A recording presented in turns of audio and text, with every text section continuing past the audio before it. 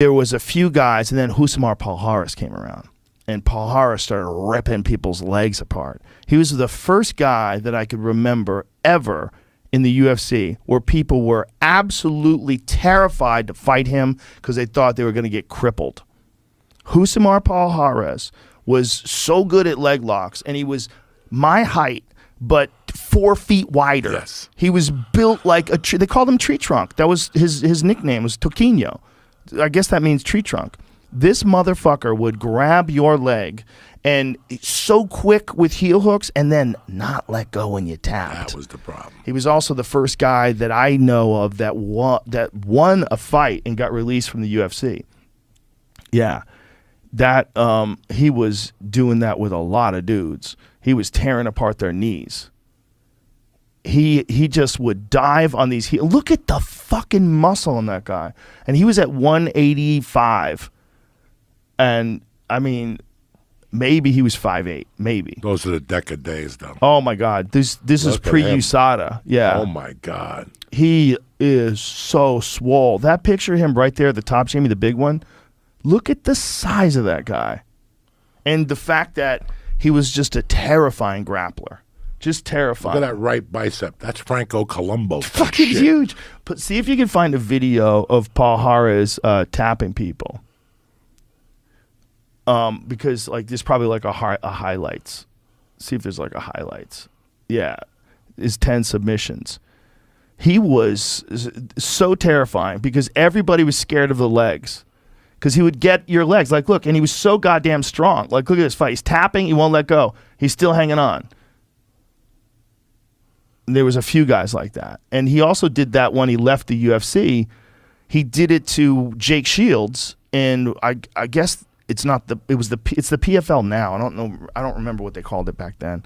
But he got Jake Shields, I think, in a Kimura and wouldn't let go.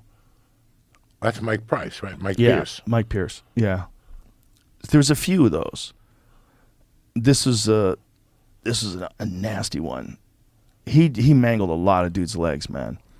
And that was the thing about him is it wasn't just that he had wicked technique, because he definitely did, but it was also that. Look at that. That's a great. Yeah. Oh, dude, he just would mangle guys' legs. And you'd lock your shit up, and you're like, tap, tap, tap. See, he doesn't want to let go. He was so strong. It was amazing technique and ridiculously strong. He was so fucking strong that he would get a hold of guys and they would just be in terror because they knew they're going to have to get knee surgery. You're like, if you don't tap, and even if you do tap, he's going to hang on a couple of seconds. Yikes. Fuck that, though. Yeah. I go to jiu-jitsu, they teach, I know the heel hook. That's it. I won't get into anything else. That's the only thing they teach at core. It's like the core program, and then he's got the blue belt program. And that, I don't even want to learn. The one when you grab the arm and go back and put your leg over, that's it. That's good enough for Uncle Joey. Everything else is bad. I don't want to know. I will never go for your legs. I'd rather you get me an arm bar or something. Don't fuck with my... You won't touch my foot anyway. Once you see that fungi toenail, once you get a whiff of that motherfucker, you're in no danger. How did we get to talking about Palhares? What were we talking about? Who the fuck knows? Heel hooks, the UFC. Anderson Silva. Oh, Rio Chonan. Yeah, Rio Chonan with that flying scissors. Flying scissor takedown to heel. I used to always see him at Justin Fortune's gym. He used to go Rio? in there. Yeah, he used to go in there with Mayhem. Mayhem. Oh, yeah. And they were like buddies, and they would just abuse each other. Oh, they beat the fuck out of each other. It was tremendous to watch. That was great. Yeah, all those guys did hard sparring sessions. All those old school guys that were like the real pioneers. Mayhem at one point in time was fucking elite. I remember I called Mayhem after he beat Sakuraba, and I go, bro, you just ran through Sakuraba. Do you know how crazy that is? I go, I know this is like Sakuraba of like, I forget what year it was. I want to say it was like 2005. See if you find Mayhem versus Sakuraba. Because I was like, dude, you submitted Sakuraba. Like, and he beat him up. It was like super, super professional performance. And I remember saying, like, Mayhem, like, you're at the top of the fucking food chain right now, because he had crazy cardio for days. He had crazy work ethic. And in this fight, this was a big fight for him where he really put it together against an elite guy. And this is probably, in my opinion, this is Mayhem's finest performance, because he was fighting a guy who in Sakuraba, the Gracie Killer, was just, you know, I mean, he armbarred Conan Silveira.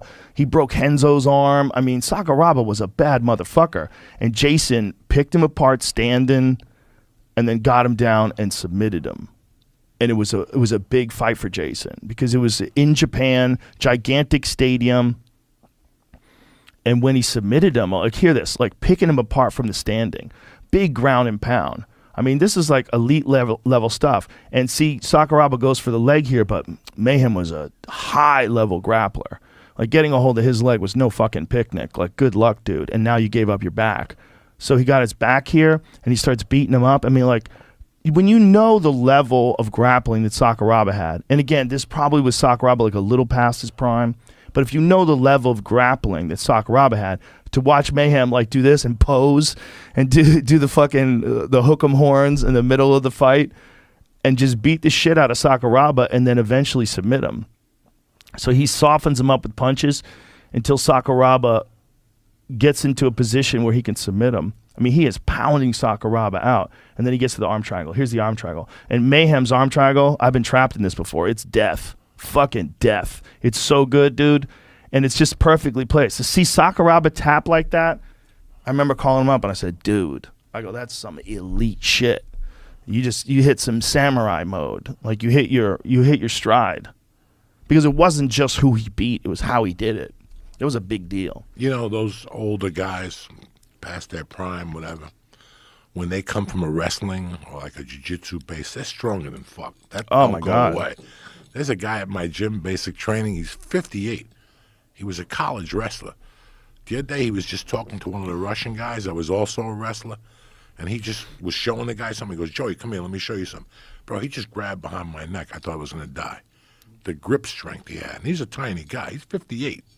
Dude, I met this guy, his last name's Laurie, is Lex Friedman's buddy, who is a world champion arm wrestler. Sorry, I can't remember. I don't want to fuck his name up. He's a world champion arm wrestler, and I'm telling you, this guy had like the biggest fucking hands I've ever felt in my life. Let me find his name here. Devin Laura? It is Devin.